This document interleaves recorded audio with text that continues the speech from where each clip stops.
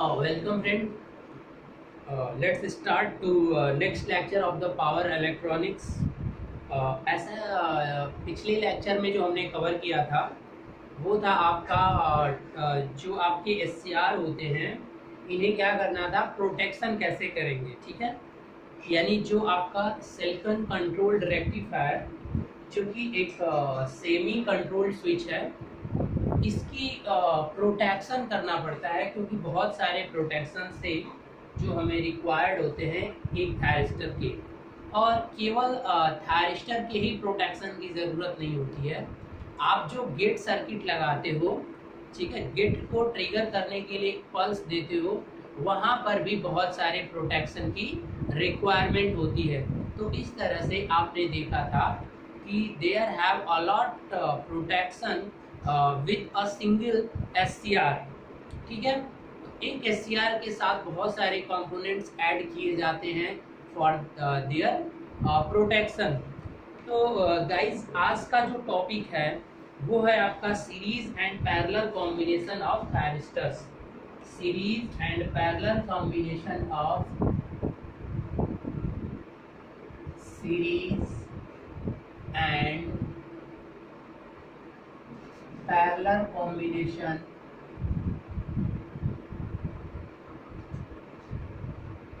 Combination of thyristor और SCR. Actual thyristor friendly है but normally thyristor SCR को ही represent कर दिया जाता है। तो देखिए नीड क्या है। सबसे पहला मेरा अगर क्वेश्चन है, अगर कोई आपसे बोले कि आपको थायरिस्टर्स की क्या करनी है, सीरीज और पैरेलल में कनेक्ट करना है, तो क्यों, रिक्वायरमेंट क्या है। नाउ एज्यूम, अब आप जरा सा एज्यूम कर लेना कि आपके पास एक थायरिस्टर है जिसकी रेटिंग आपके पास, ये एक थायरिस्टर हो गया, जिस तरह का सिंबल होता है that is your anode point and this is your cathode point. Now someone tell me the single thyristor which have a rating or given below. Suppose this thyristor have a 1 kilovolt, okay, voltage rating, and 1 kilo ampere, that is current rating. These are provided with this SCR. Okay, it means you can operate this SCR at 1 kilovolt at 1 kilo ampere current, but beyond this level it can't be operated until damage out. So what you will do, if I gave you that here the requirement, suppose I said you the case 1, suppose I am asking you I required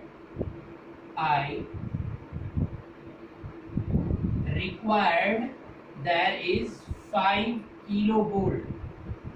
Okay, I have to required 5 kilovolt operation.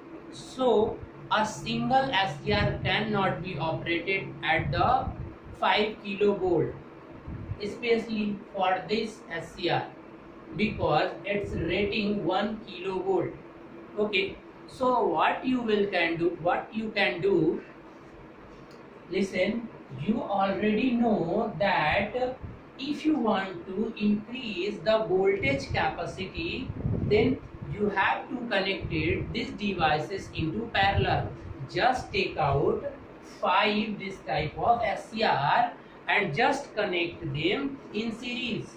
If you connect this 5 SCR, so this parallel series, then what will be, because in series connection this one is have 1 kilovolt, this one is already 1 kilovolt, and this one is also 1 kilovolt 4, and just take one another, and this all SCR at the same rating 1 kilovolt. So what is the total capacity? So the total capacity, because it's connected in series, so 1 1 1, that one is 5 kilovolt. So this is a way that you can attain a higher voltage by adding some SCR. So this is the requirement of connection, series connection of the SCR. Just like that, if you want to increase the current level, it means current capacity, then you must connect that SCR into the parallel. So it's requirement that where we want to increase the current and where we want to increase the voltage, according to that we arrange the series and the parallel combination. Sometimes in many applications there have to required both combinations. Okay, so when you design this type of circuit with adding parallel and series circuit, then you have got some problem. Okay, it's not clearly that you will got the 5 kilovolt here. So what are the problems? So before going to attend that problems, first there are some points you should know. First one, the string efficiency. So when you will connect this SCR like this way, otherwise like this way, it means the parallel connection. How can you parallel? That one is the parallel, and the same procedure in parallel, the voltage across the same. Okay, and current it will goes toward this one is if 1 ampere 1 ampere, 1 kilo ampere, one, that is the 3 kilo ampere. So here the current rating increases. Okay, so in many applications they are have to operated in many kilowatt. So there we have to maintain series and parallel combination of this SCR. I hope you can understand this point. Now let's come to the another point. When you are using this one, this is known as looks like a string. This is looks like a string. So when you have, suppose you have a one SCR that is have a some efficiency, when you will add this like a string, then you will got the same efficiency. No, now this efficiency, it means the working performance of this system will decreases. Okay, so how can you find the efficiency of this all string? First, this one, what is the string efficiency? String efficiency will tell you the utilization. It means how much this string can be utilization. Okay, so first point come, what is the utilization factor? I hope need is clear. Requirement क्यों है आपको series और parallel combination की, ये तो आप समझ गए होंगे। जैसे ही सीरीज और पैरेलल कॉम्बिनेशन आएगा तो आपको सबसे पहले जरूरत होगी एक फैक्टर स्ट्रिंग एफिशिएंसी। तो स्ट्रिंग एफिशिएंसी क्या होती है? String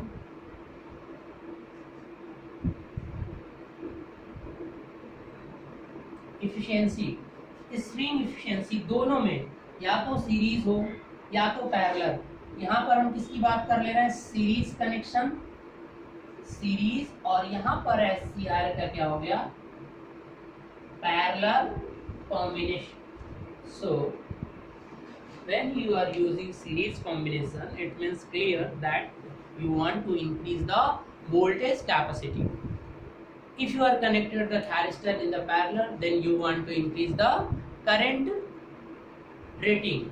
Okay, so or current capacity. So actually string efficiency will tell you a measure of what? A measure of utilization, a measure of utilization, just TION, utilization of string. It means इतना ज़्यादा utilise हो रहा है आपका string, तो it means अगर 100% तक आता है तो इट्स बेटर है, but practically it is not possible. So now tell me, अगर आप कहेंगे डायरेक्टली कि सर आपने अभी एक एक के 5 ऐड किया था तो आप 5 किलोवोल्ट फाइंड कर लिए, तो सही तो है, इफिशियंसी 100% हो गया, बट प्रैक्टिकली ऐसा होता नहीं है।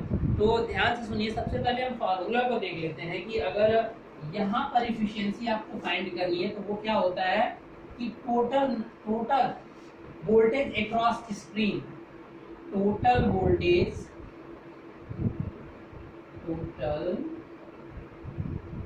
वोल्टेज अक्रॉस, ठीक है, टोटल वोल्टेज अक्रॉस स्क्रीन, जितने भी स्क्रीन के क्रॉस, जितने भी आपने नंबर ऐड किए हो कोई फर्क नहीं पड़ता। और n जो है वो नंबर ऑफ स्क्रीन, ये क्या है, नंबर ऑफ SCR, स्ट्रिंग नहीं, नंबर ऑफ SCR, ये n क्या है, नंबर ऑफ SCR, मतलब कितने SCR को आपने सीरीज में कनेक्ट किया है, और ईच SCR के थ्रू कितना वोल्टेज आपको मिल रहा है, यही चीज आपको बताना है। Individual voltage rating of SCR, individual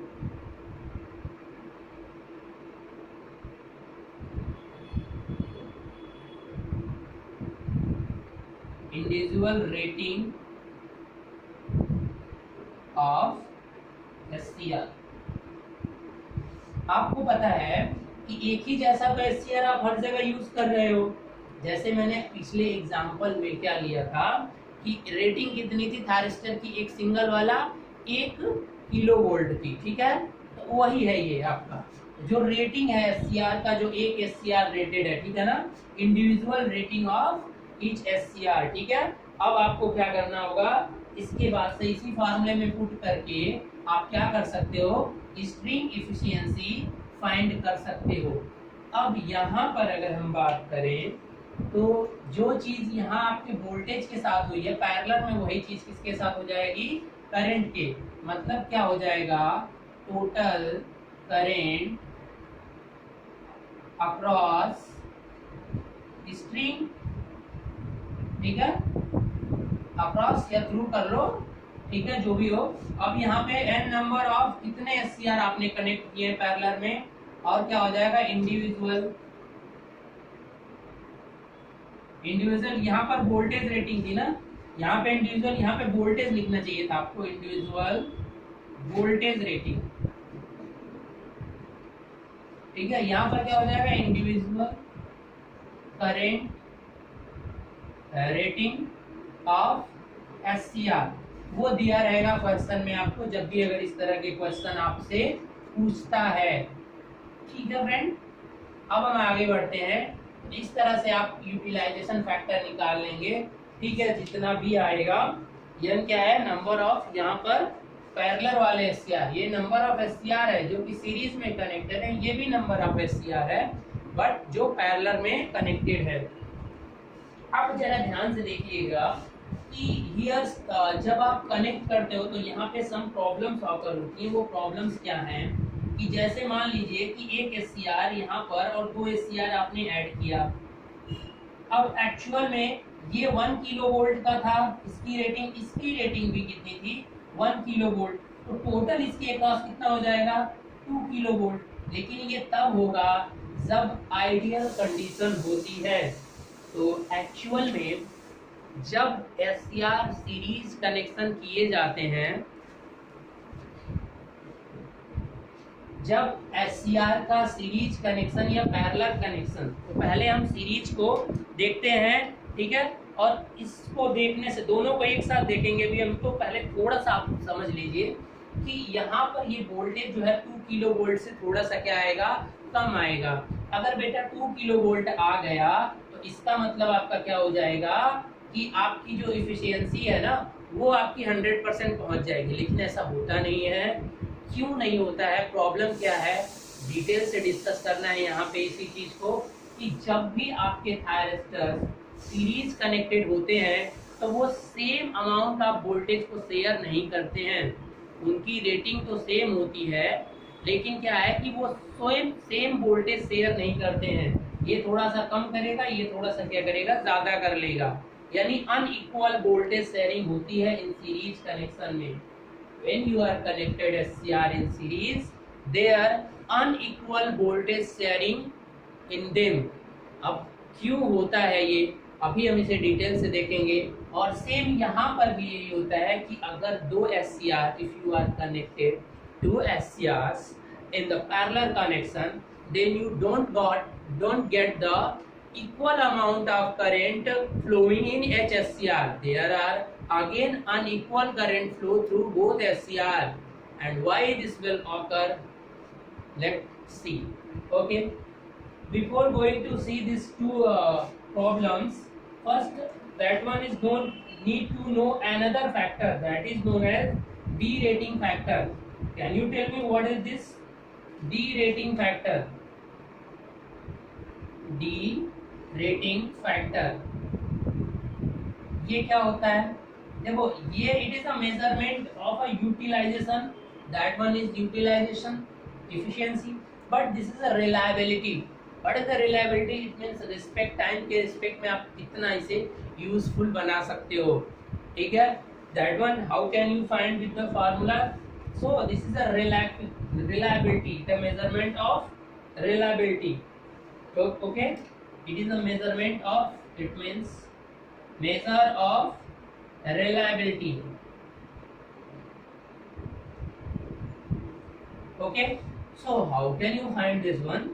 Just if you, the derating factor is equal to efficiency, 1 minus efficiency. Okay, from this formula you can find very easy. Suppose 70% your efficiency, then 30% the reliability. Okay, 1 minus something, na? If 80% efficiency, then you can say the derating factor is 20%. So you can see, if you will get the higher efficiency, then you have to manage with the reliability with the derating factor. So अगर आप efficiency को increase बहुत ज़्यादा मिल जा रही है तो वो रिलायबल नहीं हो पाएगा सिस्टम। इस फॉर्मूले से आपको क्लियर यहाँ पर देखने को मिल रहा है। तो आई होप ये छोटे छोटे क्वेश्चंस कभी आ जाते हैं कि इतने एससीआर्स हैं, कितने लगेंगे, 33 किलोवोल्ट का बनाना है, ये कितने का है, ठीक है, तो आपको कितने एससीआर लगेंगे, एफिशिएंसी दे देगा कि आपको 70% प्रोवाइड कराना है, ठीक है। तो इस टाइप के क्वेश्चंस यहाँ से न्यूमेरिकल बनते हैं। तो न्यूमेरिकल तो यहीं से आएंगे आपके। अब थ्योरी वाले पार्ट को कवर करने के लिए क्वेश्चन ये आता है कि रीजन क्या होता है कि ये अनइक्वल वोल्टेज शेयरिंग करता है जब आप एससीआर को सीरीज कनेक्टेड करते हो। जब आप एससीआर को पैरेलल कनेक्शन में करते हो तो उस समय वो अनइक्वल करंट को शेयर करता है, जबकि प्रैक्टिकली ऐसा नहीं करना चाहिए। तो व्हाट इज द रीजन, चलिए अब हम इसे देखते हैं, ठीक है ना। Reasons to share unequal voltage. जब वोल्टेज की बात हो रही है तो इसका मतलब सीरीज कनेक्शन की बात हो रही है।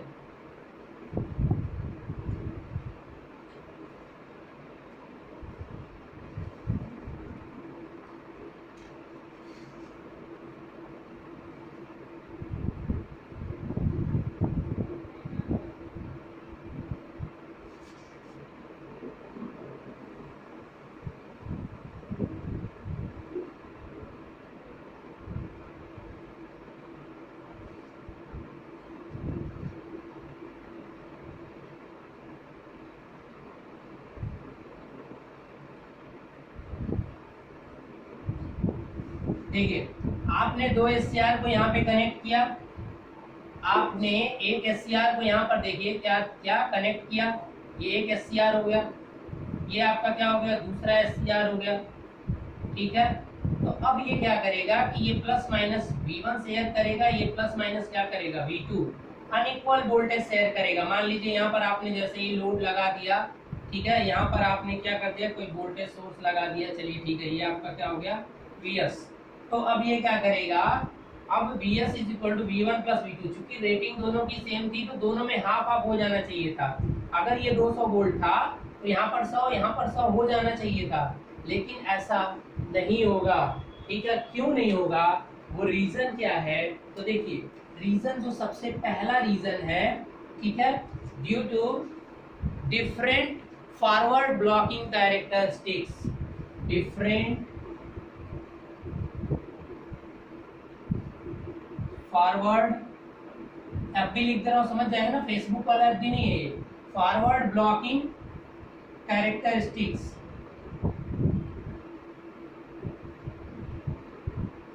समझाता हूँ अभी।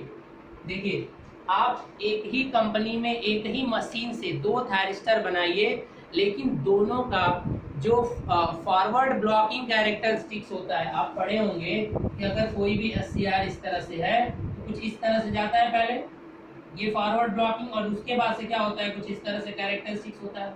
यहाँ तक क्या होती है, वी बी ब्लॉकिंग वोल्टेज होता है, समझ रहे हैं ना। इसके बाद से अगर गेट ट्रिगर नहीं किए हैं तो आपको इस तरह से मिलेगा, ये वी एनोड टू कैथोड और ये आई एनोड, ठीक है। तो ये वाला जो रीजन यही कहलाता है आपका फॉरवर्ड ब्लॉकिंग कैरेक्टरिस्टिक्स, यहाँ से यहाँ तक। अगर एक थायरिस्टर का ये है तो दूसरे का मैं रेड से बना देता हूँ। दूसरा श्योर है इसके पास जस्ट थोड़ा सा ही नीचे होगा, लेकिन क्या हो जाएगा, कुछ डिफरेंट हो जाएगा, समझ रहे हैं ना, कुछ इस तरह से होगा। अब ये डिफरेंट होगा तो फॉरवर्ड भी डिफरेंट होगा। तो फॉरवर्ड, ये तो फॉरवर्ड कंडक्शन हो गया, ये एफ सी, और ये वाला होता है एफ बी, और जो इधर जाता है वो क्या होता है, रिवर्स ब्लॉकिंग आर बी, ये कैरेक्टरिस्टिक्स होता है एससीआर का। तो when you are manufacturing 2 SCR in a same machine, but again you can't made a same characteristics for the 2 SCR।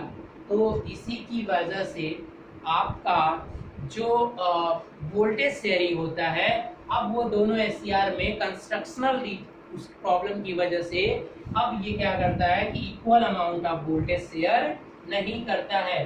Forward path से कोई मतलब नहीं, जो ब्लॉकिंग हो रही है, ब्लॉकिंग से मतलब होता है, ठीक है, ब्लॉकिंग कैपेबिलिटी। तो अब रिवर्स रिकवरी में भी, ब्लॉकिंग में भी, अब तो सबसे पहले आपको ये चीज समझ में आ गया कि डिफरेंट फॉरवर्ड ब्लॉकिंग कैरेक्टरिस्टिक्स होने की वजह से सेम अमाउंट ऑफ वोल्टेज का क्या करता है, वो शेयर नहीं करता है।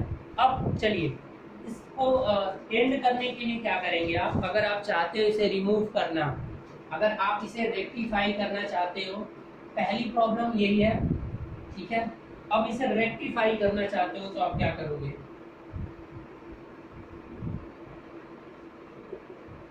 देखो बहुत डिटेल्स नहीं, आपको बस इतना समझना है कि आखिर क्या हो रहा है। क्वेश्चंस बहुत आते हैं इस पे कि क्या रीजन होता है, तो वो रीजन में दे देगा कि due to the different forward blocking characteristics. तो इसे अगर डिलीट करना है तो आपको क्या करना पड़ेगा, use static equalizing circuit, use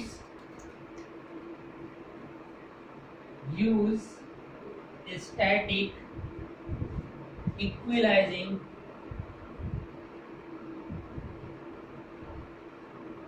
circuit. अब ये क्या होता है भाई, अब ये भी क्वेश्चन पूछता है कि स्टैटिक इक्विलाइजिंग सर्किट थायरिस्टर के साथ क्यों यूज किया जाता है और होता क्या है ये, ठीक है।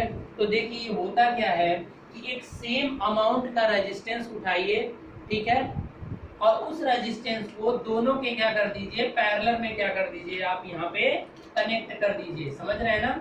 ये एक इसके पैरेलल में और एक यहाँ से फिर तुरंत क्या हो जाएगा, दोनों के पैरेलल में, दोनों का रेजिस्टेंस जो होता है वो क्या होता है, सेम होता है। तो ऐसा कर देने से कुछ अमाउंट ऑफ वोल्टेज इसके थ्रू, तो ये क्या करेगा, अपना वोल्टेज को क्या कर लेगा, मेंटेन कर लेगा। अगर आप स्टैटिक इक्विलाइजिंग सर्किट यूज कर लेते हैं तो क्या हो जाएगा कि जो भी आपके वोल्टेज होंगे वो सेम शेयर हो जाएंगे, मतलब तब लोड शेयर, मतलब जो वोल्टेज शेयरिंग होगा वो आपका सेम होगा। आई होप समझ गए होंगे। तो अब प्रॉब्लम है कि ये जो आर कनेक्ट कर रहे हैं that is known as the static equalizing circuit, और ये कब यूजफुल होता है, जब डिफरेंट फॉरवर्ड कैरेक्टरिस्टिक्स है, उसकी वजह से वोल्टेज अनशेयर अनइक्वल शेयर हो रहा है, तो उसको रेक्टिफाई करने के लिए ये तरीका है, आप इसे कर सकते हो। अब क्वेश्चन ये है कि इस R की वैल्यू क्या होगी, ठीक है। तो देखो इस R की वैल्यू को याद करने के लिए मैं आपको एक ट्रिक की तरह से बता रहा हूँ। तो अब ये R की वैल्यू क्या होगी, जो स्टैटिक इक्विलाइजिंग सर्किट है, इसकी R की वैल्यू निकालने के लिए, देखो वैसे जनरली भूल जाता है, simple formula R is equal to क्या होता है, P बाई I। तो अब V का फैक्टर ऊपर आएगा और R का नीचे, डेरिवेशन नहीं करना है, आप बस समझ लीजिए, जो ये मैक्सिमम वोल्टेज ब्लॉक कर सकता है, ठीक है, उसको लिखना है माइनस क्या करना है, वीबीएम, यानी वीबीएम मतलब मैक्सिमम ब्लॉकिंग वोल्टेज, और माइनस ये वीएस, ये जो सोर्स वोल्टेज है, डिवाइडेड बाई n-1 और डेल आई बी, मतलब अब मैं यहाँ पे सारे फैक्टर्स को बता देता हूँ कि कौन क्या है। तो ये तो बस याद करने का तरीका बताया कि वोल्टेज का कुछ फैक्टर ऊपर आएगा और करंट वाला क्या आएगा, नीचे आएगा। एक ट्रिक समझ लो याद करने के लिए। और आर तो ये रेजिस्टेंस है, और ये जो वीबीएम है ये है आपका मैक्सिमम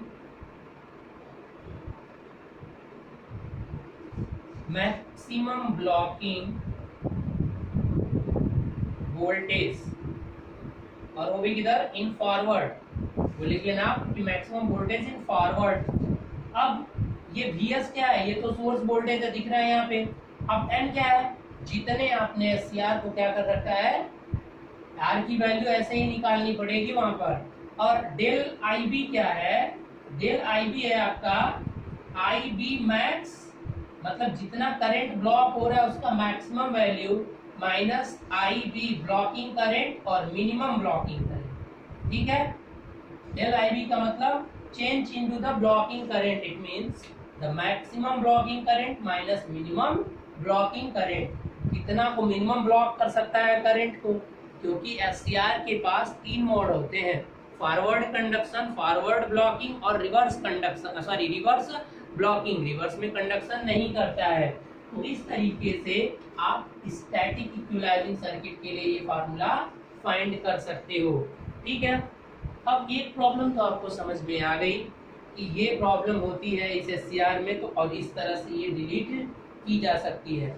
अब दूसरे प्रॉब्लम की तरफ चलते हैं, अभी इसी में है, हम समझ रहे हैं ना, ये नोट कर लीजिए आप।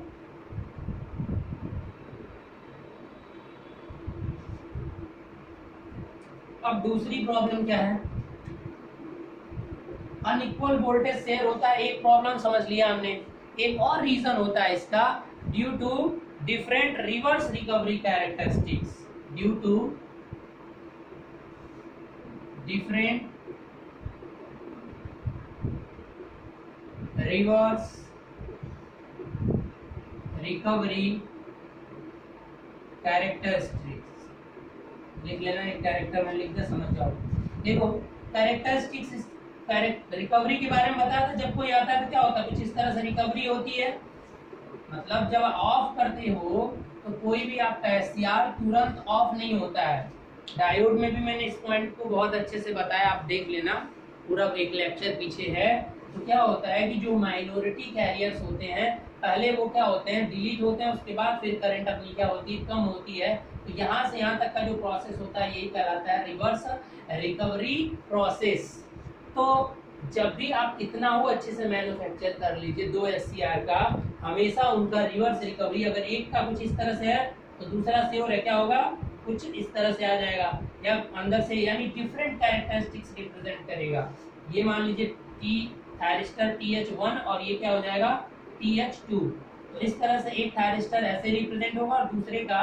तो due to this reverse recovery characteristics change होने की वजह से अनइक्वल वोल्टेज क्या होता है, शेयर होता है, ठीक है। क्योंकि क्या है कि पहला वाला क्या कर देगा, ये पहले ही ऑफ हो जाएगा, क्योंकि देखो अनइक्वल वोल्टेज से ये पहले ऑफ हो जाएगा, ये बाद में ऑफ होगा।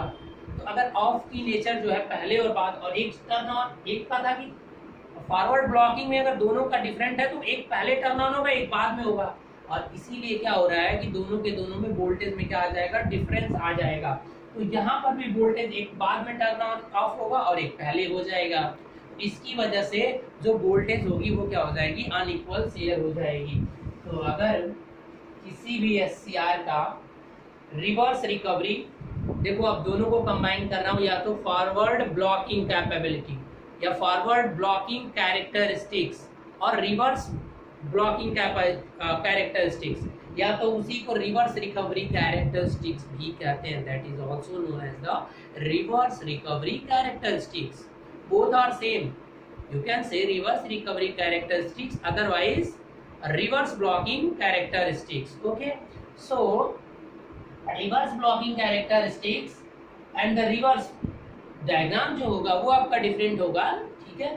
तो उसकी वजह से, यानी दोनों ब्लॉकिंग वाले जो नेचर हैं, इनकी वजह से ही आपका वोल्टेज क्या होता है, अनइक्वल शेयर होता है।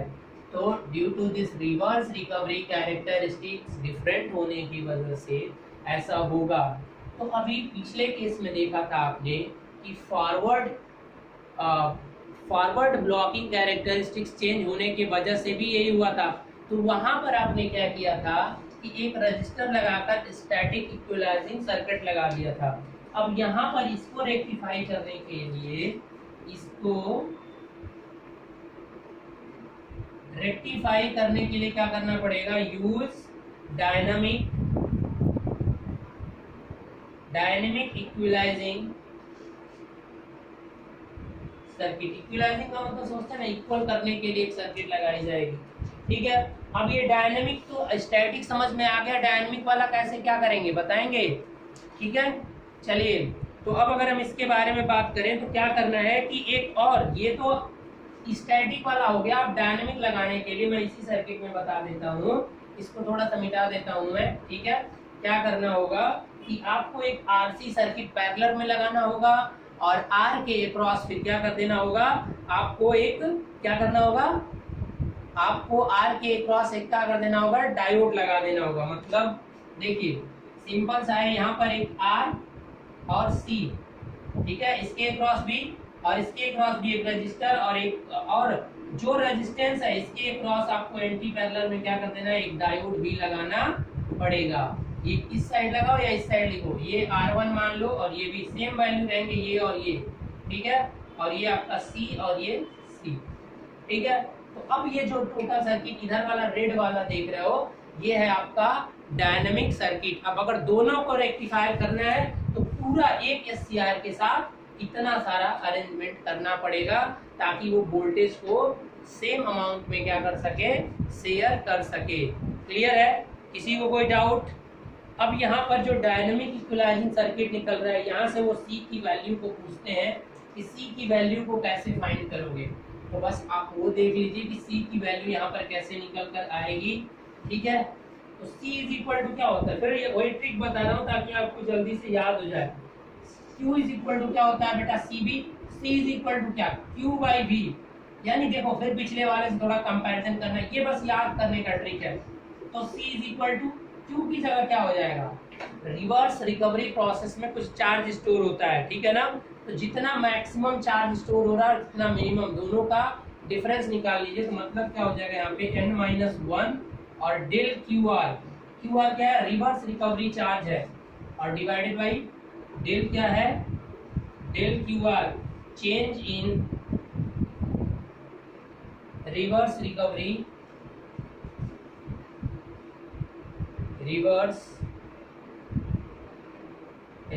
चार्ज। मतलब इसको कैसे लिख सकते हो, QR max minus QR minimum, और नीचे क्या होगा V जो अभी उसके साथ था, यहाँ पर भी जो V मैक्सिमम ब्लॉकिंग, अब रिवर्स वाला यहाँ पे रहेगा माइनस VS। तो इस फॉर्मूले से आप C की वैल्यू फाइंड कर सकते हो।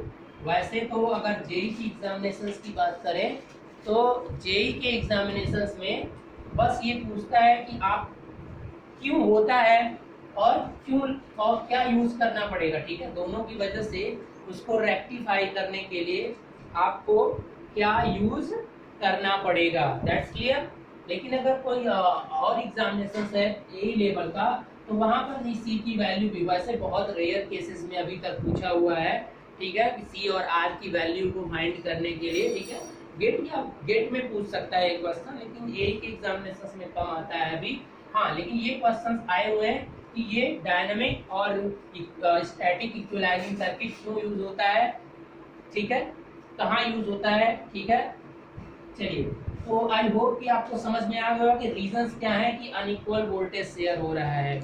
अब जब हम सारे SCR को, अब देखिए, अब एक और चीज बचा है यहाँ पे कि अब अगर आप SCR को पैरेलल में कनेक्ट कर रहे हो तब भी प्रॉब्लम आती है। वहां पर अनइक्वल करंट शेयर नहीं होता है, तो शेयर अनइक्वल, ये वोल्टेज की जगह आप क्या करिए, आप करंट कर दीजिए, और ये सीरीज कनेक्शन की जगह क्या कर दीजिए, पैरेलल। यानी यहाँ पर अनइक्वल करंट और यहाँ पर क्या हो जाएगा, पैरेलल।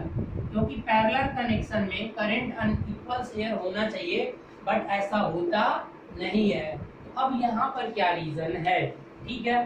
तो एससीआर के दो कैरेक्टरिस्टिक्स की बात हो चुकी है। दो का रीजन किसमें है आपका, पहले वाले में, forward blocking characteristics, reverse recovery characteristics.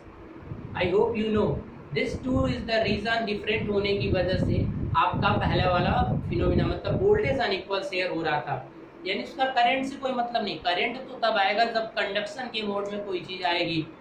तो अब देखिए, जब ऑन हो गया और अगर फॉरवर्ड करंट जब फ्लो होने लगती है, ठीक है ना, फॉरवर्ड कंडक्शन कैरेक्टरिस्टिक्स, यानी रीजन क्या है कि जब कोई एससीआर मान लीजिए कि इस तरह से था, फॉरवर्ड कंडक्शन इस तरह से होता है यहाँ से, तो उसको यहाँ से मान लेते हैं, एक का ऐसे है दूसरे का ऐसे, मतलब ये थायरिस्टर TH1 और ये TH2, दोनों का जो फॉरवर्ड कंडक्शन कैरेक्टरिस्टिक लिख दे रहा हूं, ड्यू टू डिफरेंट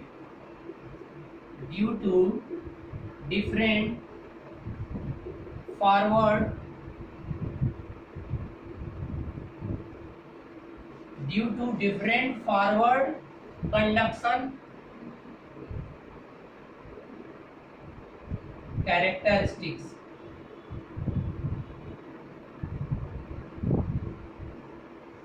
यानी दोनों का अगर इस तरह से होगा, आप बोलोगे सर ये होता क्यों, देखो भाई ये मैन्युफैक्चरिंग है, तो कितना हो, एक ही कंपनी में एक ही मशीन से बना लो, फिर भी ये होना है, डिफरेंट होना है, ठीक है ना। हर हाल में कोई भी एससीआर दो लोगे तो ये हमेशा होना ही होना है। तो इसकी वजह से, ऐसा होने की वजह से दोनों में देखो अनइक्वल करंट की फ्लो हो रहे हैं। तो श्योर है कि जब आप दो एससीआर को आप इस तरह से अगर पैरेलल कनेक्ट कर रहे हो, मान लो एक एससीआर ये हो गया और एक एससीआर आपने क्या कर दिया, दो को ही लेके चलो, एक ये, तो जैसे ही इनको कनेक्ट करोगे तो क्या हो जाएगा, इसके बीच में क्या होगा, अनइक्वल करंट नहीं शेयर होगा। इसमें क्या होगा, मान लो I2 और इसमें क्या होगा, I1, ठीक है। क्यों ऐसा होगा, due to different forward conduction characteristics. Conduction वाला रिलेट करता है करंट से, so you can say forward. अब होगा क्यों, दैट इज रीजन उसके कंस्ट्रक्शन में कितना हो कर लीजिए, जो सेमीकंडक्टर मटेरियल होता है उसके अंदर प्रॉपर्टी नहीं होती कि वो थोड़ा सा सेम कर ले, ठीक है, नहीं हो पाता है पूरा, सेम मशीन से भी कर लो तब भी ऐसा नहीं होगा। तो अब इसको रेक्टिफाई करने के लिए क्या करेंगे, रेक्टिफाई प्रोसीजर क्या करना पड़ेगा, आपको एक करंट इक्विलाइजिंग सर्किट लगाना पड़ेगा। करंट इक्विलाइजिंग लिख लोगे ना यहाँ पे, करंट इक्विलाइजिंग सर्किट। अब ये क्या होता है भाई, कुछ नहीं करना है, यहाँ पर जो आपके एससीआर ये लगे हुए हैं, ये दोनों के दोनों पे क्या कर देना है, यहाँ पर एक क्या कर देना है आपको, ये सप्लाई यहाँ से ना लेकर इन दोनों को ऐसे ऐड करो और यहाँ पर एक क्या कर दो, इंडक्टर लगा दोगे, ठीक है ना। ये अभी एक प्रोसीजर ये बाद में भी देखने को मिलेगा, और यहाँ से फिर ये सप्लाई को क्या कर दोगे, आप कनेक्ट कर दोगे। समझ में आई बात, इसी को बोलते हैं करंट इक्विलाइजिंग। क्योंकि इंडक्टर लगाने से करंट में अगर फ्लक्चुएशन होगा तो करंट के परिवर्तन होने का अपोज करेगा, जिसकी वजह से आपको मेंटेन हो जाएगी आपकी सेम अमाउंट ऑफ करंट दोनों में, ठीक है। तो ये इक्विलाइजिंग सर्किट होती है, करंट इक्विलाइजिंग सर्किट होती है, ठीक है। तो ये यूज करते हैं करंट को इक्वल बनाने के लिए जब हम एससीआर को पैरेलल कनेक्ट करते हैं। एक और रीजन होता है, जैसे उसमें दो था इसमें भी दो होता है, तो एक दूसरा देख लेते हैं। पहला तो आपको समझ में आ गया, और उसको दूर कैसे करोगे, डिलीट कैसे करोगे, वो भी आपने देख लिया। बस इतना ही जानना जरूरी है, यहाँ से ज्यादा यहाँ पे अंदर नहीं जाना है। दूसरा प्रॉब्लम क्या है, due to different temperature, due to different temperature, जो दोनों होते हैं उसकी हीट सिंक प्रोवाइड किया जाता है, पता है ना। जब भी थायरिस्टर बनते हैं तो वो उसमें बहुत ज़्यादा हीट होती है, तो उसके पीछे एक हीट सिंक लगाया जाता है ताकि उसकी गर्मी को अवशोषित करके इन्वायरमेंट में प्रोवाइड कर सके, ताकि वो डिवाइस जल्दी ज़्यादा गर्म होके डैमेज ना हो जाए। तो इसीलिए ड्यू टू डिफरेंट टेम्परेचर, ठीक है, जितने भी होते हैं सबका टेम्परेचर अलग अलग होगा, तो इसकी वजह से भी क्या होगा कि करंट, देखो जो ज्यादा हीट हो जाएगा तो वो करंट की कैपेसिटी उसकी कम हो जाएगी, समझ रहे हैं ना। तो डिफरेंट टेम्परेचर शेयर करने की वजह से भी आपका करंट क्या होता है, अनइक्वल शेयर होता है। तो अब इसका रेक्टिफाई करने के लिए क्या हो जाएगा, अगर आप रेक्टिफाई करना चाहते हो, इसे दूर करना चाहते हो, अगर आप रेक्टिफाई करना चाहते हो तो आपके पास क्या है कि जितने भी SCR आप कनेक्ट कर रहे हो, ये कॉमन हीट सिंक, मतलब देखो पहले क्या था कि इस SCR को ऐसे SCR इस तरह बनेगा, कुछ पिन इस तरह से रहती है ऐसे, ठीक है, ऐसे आपका पिन निकला रहेगा जितने 3 टर्मिनल, ठीक है, और इसके पीछे कुछ इस तरह से हीट सिंक लगा रहता है, दूसरा वाला कुछ ऐसे होगा, तो ऐसे आपका टर्मिनल कुछ हीट सिंक, ऐसे पीछे की तरफ हीट सिंक निकला होगा। अब जितने भी SCR हैं सबको क्या करिए, T1 T2 सबको एक हीट सिंक पे प्रोवाइड करा दी, मान लीजिए मतलब कि एक हीट सिंक हो गया। तो अब क्या करिए कि एक थायरिस्टर यहाँ पर T और यहाँ पर T और यहाँ पर T, 3 है, तो अब तीनों को क्या कर दीजिए कुछ एक ही हीट सिंक पे, देख रहे हैं ना यहाँ पे, ये पूरा का पूरा हीट सिंक है, ये जो मैं इस तरह से बना रहा हूँ, एक ही हीट सिंक पे सारे के सारे जितने भी ये पैरेलल में, ये स्पेलिंग थोड़ा सा देख रहा हूँ, एक ही आपके हीट सिंक पर सारे के सारे जो कनेक्ट कर रहे हो आप पैरेलल में ना सारे SCR, उन सबको एक ही कॉमन हीट सिंक पर अगर आप कर दे रहे हैं तो इसकी वजह से जो करंट अनइक्वल शेयर होगा वो क्या हो जाएगा, दूर हो जाएगा। आई होप कि आपको समझ में आ गया होगा कि जब सबसे देखो आज की क्लास में हमने क्या देखा कि क्यों हम SCR और SCR का सीरीज और पैरेलल कॉम्बिनेशन करते हैं, और जब हम करते हैं तो उसमें प्रॉब्लम्स क्या आती हैं, और जो प्रॉब्लम्स आती हैं उन क्यों आती हैं, और फिर वो डिलीट कैसे करते हैं, मतलब उन्हें रेक्टिफाई कैसे करते हैं। चलिए, तो आई होप कि SCR के बारे में हमने सारी चीज़ें यहाँ पे कवर कर ली है। अब क्या है कि नेक्स्ट में हम कल अभी जो नेक्स्ट वीडियो आएगी उसमें हम क्या करेंगे कि दूसरे डिवाइस के बारे में, आपको पता है कि SCR एक सेमी कंट्रोल्ड स्विच है, इसे हम टर्न ऑन कर देंगे तो इसके बाद इसकी कंट्रोलिंग खत्म हो जाती है। तो अब हम अगले जो डिवाइस के बारे में पढ़ने वाले हैं, पावर इलेक्ट्रॉनिक्स डिवाइसेस या स्विचिंग डिवाइसेस, वो है आपका GTO, gate turn off thyristor. मतलब अब जो डिवाइस आएगी उसे आप टर्न ऑफ भी कर सकते हो और टर्न ऑन भी कर सकते हो, but they are not in popular use. तो क्यों, अब ये उसका पूरा कंस्ट्रक्शन जब सब कुछ देखेंगे तब हम देखेंगे कि क्या होगा, ठीक है। तो नेक्स्ट टॉपिक आएगा आपका GTO। तो वीडियो को प्लीज ज्यादा से ज्यादा आप शेयर करिए और सब्सक्राइब करते रहो, प्लीज लाइक जरूर कर दिया करिए। ओके गाइस, थैंक यू, मिलते हैं अगले वीडियो में।